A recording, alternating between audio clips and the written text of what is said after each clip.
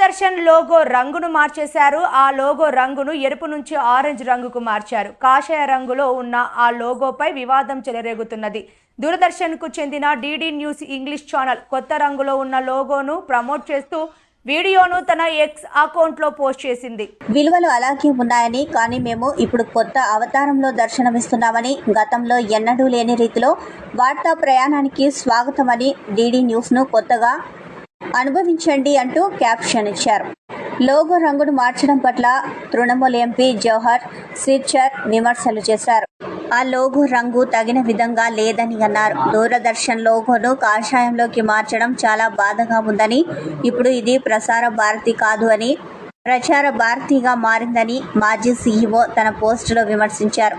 గతంలో ప్రసార భారతి సీఈఓగా సిర్చర్ బాధ్యతలు నిర్వర్తించారు. 2012 నుంచి 2016 వరకు ఆయన డిడి ఆల్ ఇండియా రేడియోకు సీఈఓగా చేశారు. లోగోకు కొత్త రంగు వేయడం ప్రవర్తన నియమావళిని ఉల్లంఘించినట్లు అవుతుందని ఆరోపించారు.